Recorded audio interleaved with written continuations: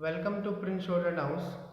Students, आज जो exercise number 19 and 20 progressive October 2021 100 word से मिनट में डिक्टेशन दे रहा हूँ और ये ऑलरेडी हमारे यूट्यूब चैनल पर 80 वर्ड से मिनट ऑलरेडी डल चुके हैं, जिसे आप मेरे ख्याल में लिख चुके होंगे। और कुछ बच्चों के क्वेश्चन होते हैं कि सर दोनों एक्सरसाइज इकट्ठी लिखना बहुत ज़रूरी है, कि 1600 वर्ड 1680 वर्ड लगातार लिखना क्या ज़रूरी है। तो मेरा उन सभी स्टूडेंट्स को ये सुझाव है कि जब आप किसी भी चीज़ की प्रैक्टिस करते हैं, लाइक रनिंग की प्रैक्टिस करते हैं, जो रिक्वायरमेंट है कि लाइक हमारे सीआरपीएफ, बीएसएफ, दिल्ली पुलिस वगैरह में हेड कांस्टेबल मिनिस्ट्रियल के लिए आप स्टेनो की भी आप फिजिकल देने जाते हैं तो दौड़ होती है, और उस दौड़ के लिए आप जो प्रिपरेशन करते हैं उस प्रिपरेशन के लिए लगातार दौड़ना जरूरी है। अगर रिक्वायरमेंट 400 मीटर 4 मिनट में दौड़ के आपको फिजिकल पास करना है तो जरूरी है कि लगातार भागना। मेरा आंसर सिर्फ यही है उन स्टूडेंट्स के लिए कि लगातार लिखने से ही आपकी हाथ की रनिंग बढ़ेगी, स्पीड बढ़ेगी। लगातार लिखने से ही आपका फ्लो आएगा, जिससे आपको भविष्य में 800 या 1000 वर्ड लिखने में कोई प्रॉब्लम नहीं आएगी। तो हम स्टार्ट करते हैं exercise number 19 and 20 100 words a minute. Be ready, start. I am glad that I have been asked to lead our discussions on energy issues.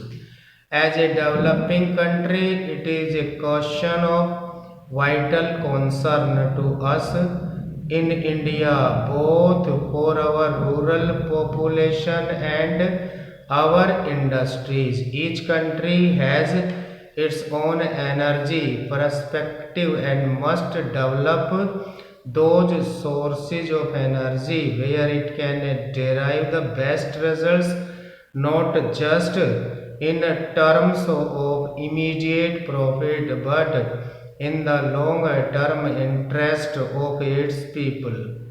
Conditions of every country, availability of basic sources of energy and capability will determine its choice to the technology of energy.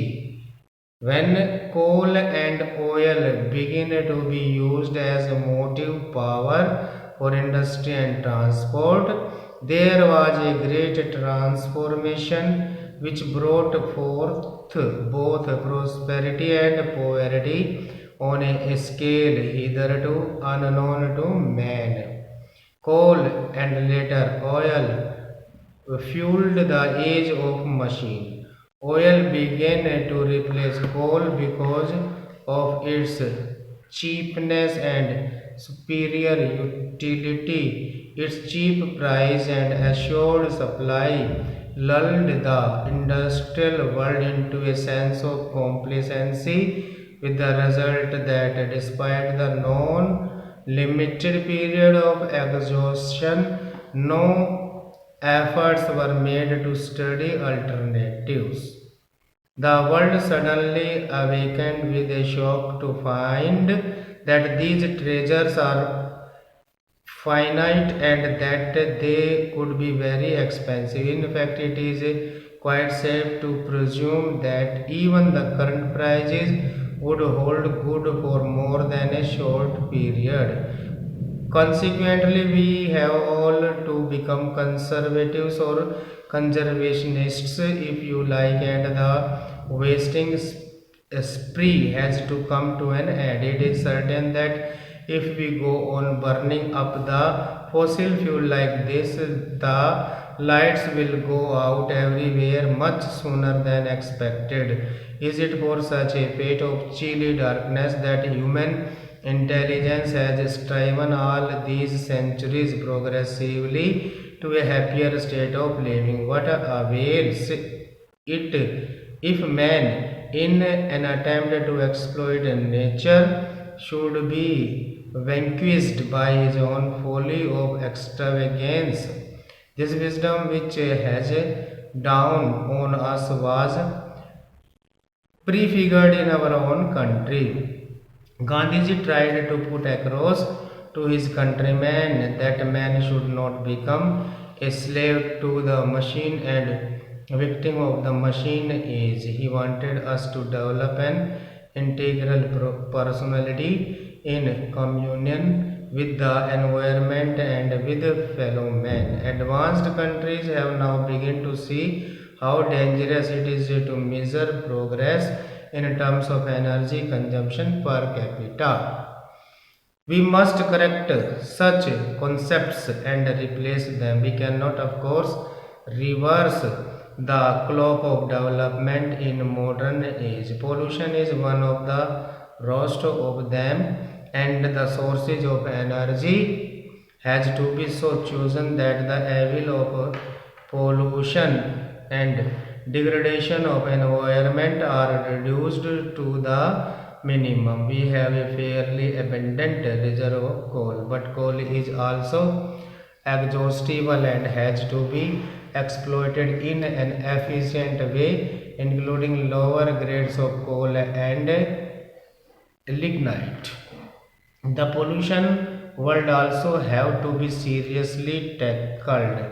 Hydroelectric power is the next most important and promising source of energy, not only for India but for other countries as well. What is better still is that with hydropower, the risk of pollution is neither so strong nor unmanageable.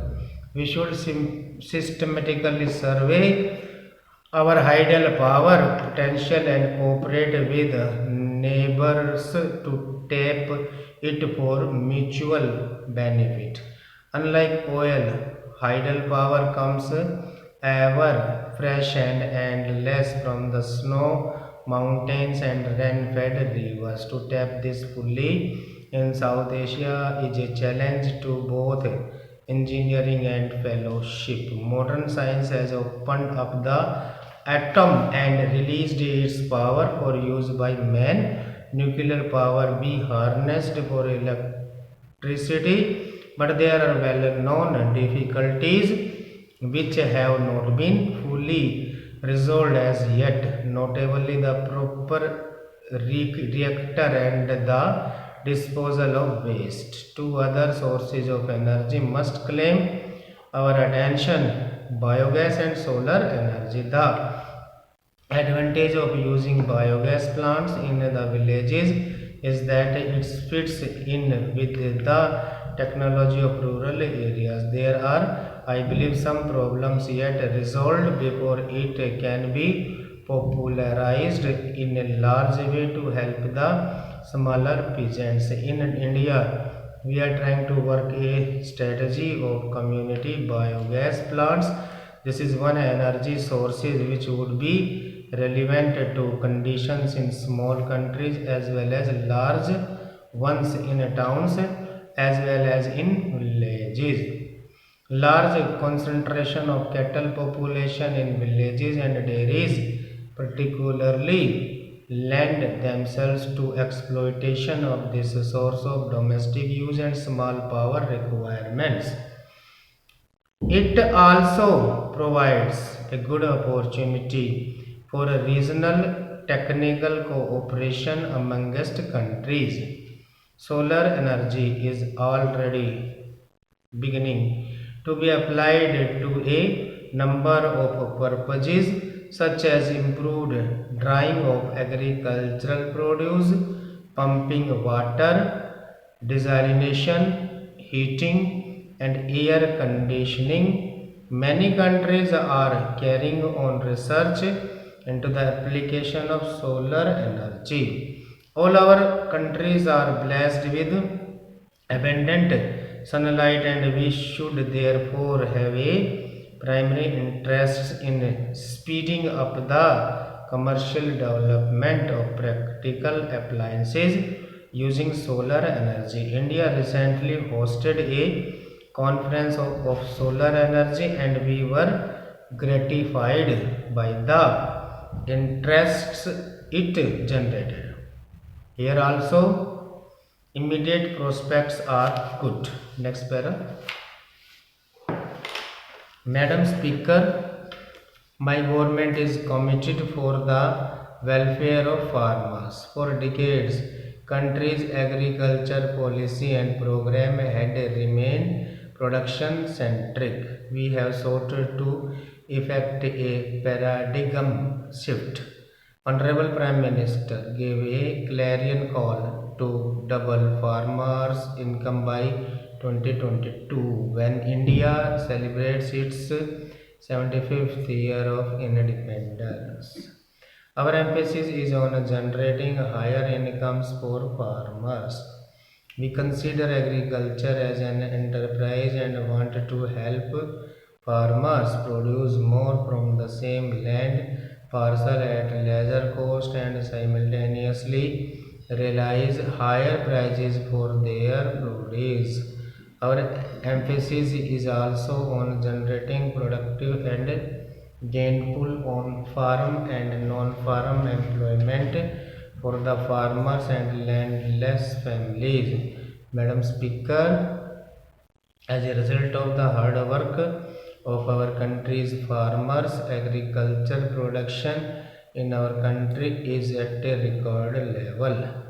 During the year 2016-17, we achieved a record food grain production of around 280 million tons and around 300 million tons of fruits and vegetables. Madam Speaker, in our party's manifesto, it has been stated that the farmers should realize at least 50% more than the cost of their produce. In other words, 1.5 times of the cost of their production. Government have been very much sensitive to these resolutions and it has declared minimum support price for the majority of Rabi crops at least at 1.5 times the cost involved. Now we have decided to implement this resolution as a principle for the rest of crops. I am pleased to announce that as a predetermined principle, government has decided to keep MSP for all announced crops of Kharif at least at 1.5 times of their production cost. I am confident that this historic decision will prove an important steps towards doubling the income of our farmers. Our government works with the holistic approach of solving any issue rather than in fragments. Increasing MSP is not adequate and it is more important that farmers should get full benefit of the announced MSP.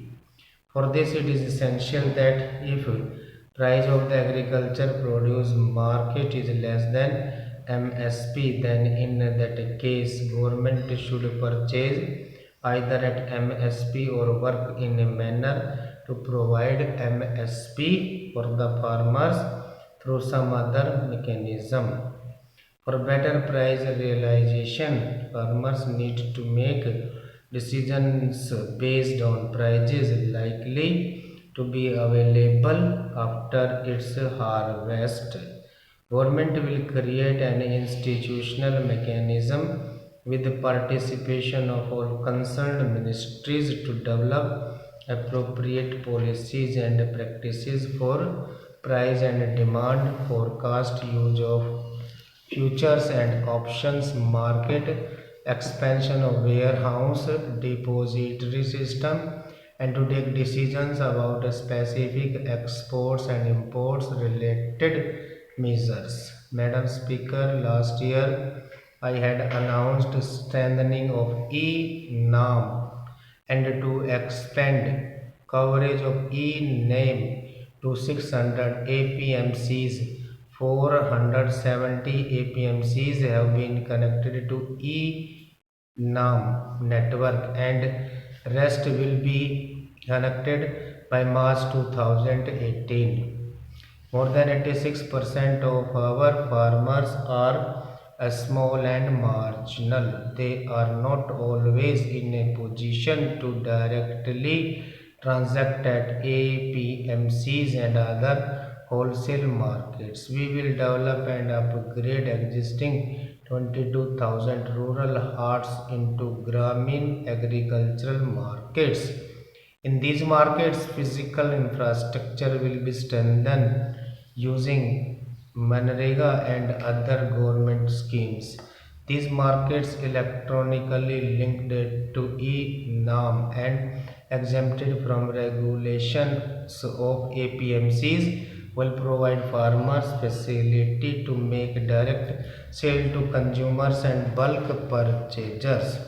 Task of connection all eligible habitations with an all-weather road has been substantially completed with the target date brought forward to March 2019 from March 2022. It is now time to strengthen and widen its ambit further to include major link routes which connect habitations to agriculture and rural markets, higher secondary schools and hospitals.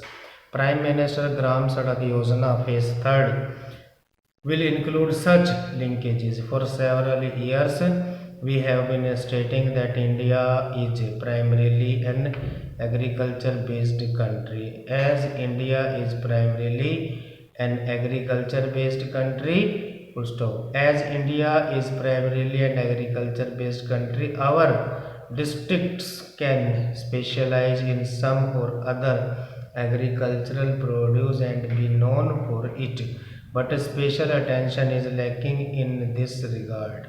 There is a need to develop cluster-based model in a scientific manner for identified agriculture produces in our districts in the same manner as we have developed model for industrial sector. Cultivation of horticulture crops in clusters bring advantages of scales of operations and can spur establishment of entire chain from production to marketing, besides giving recognition to the district for specific crops.